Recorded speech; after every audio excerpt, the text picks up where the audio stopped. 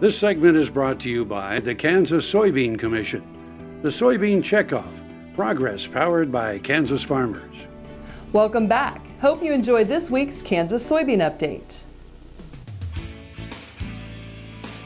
This is the Kansas Soybean Update. It's brought to you by the Kansas Soybean Commission. The Soybean Checkoff, progress powered by Kansas farmers. Doug Shoup, K-State Extension Agronomist for Southeast Kansas, also serves as the chair of the Kansas Soybean Yield and Value Contest. And Doug, we're getting up into soybean harvest, and we don't want producers to forget about entering the contest for 2016. Kansas has had a really good soybean crop over the last couple of years. We might have as good or better a crop as we've ever had, and we have a lot of acres out there this year. So that's good in a lot of respects, but it's good as the chair of the Soybean Yield Contest because often the years that we have good beans, we have a lot of entries, and I'm looking forward to a lot of yield contests and quality entries this year. And you would like a lot of producers to enter the contest since it would give you more information on how they did across the state. It is kind of fun when we get together at the end of the year to see how the different regions yielded, and we get to see all of the top quality soybean producers, and we get to share the production practices that they did. And is there a deadline coming up to participate in this contest? We don't have a deadline except for postmarking your entries to our office by December 1st. And so just as long as you get that postmark by December 1st, you'll be entered into the contest. The contest is free to all those who participate. When you're getting ready to harvest your yield contest entry, we encourage you to contact your local extension office for those witnesses, or they'll designate someone to be a witness for you. There are a lot of cash prizes for several different regions around the state. We have 9 categories or 9 districts that you can enter into, divided up based on geography of the state, and that helps kind of level the playing field for producers. And then there's also a tillage and a no-till category, and so we get the number 1 place producer in each district $300, the second place gets $200, and the third place winner in each district and each category gets $100. We don't want to forget about that magical 100-acre yield number 2.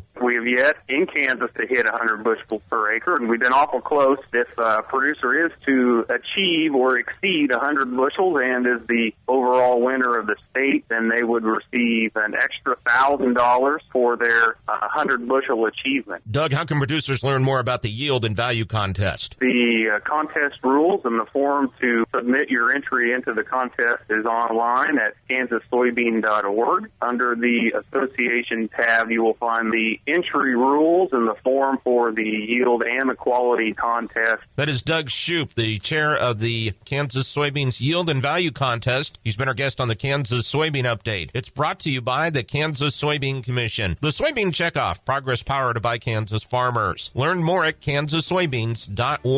For Kansas Soybeans, I'm Greg Akagi.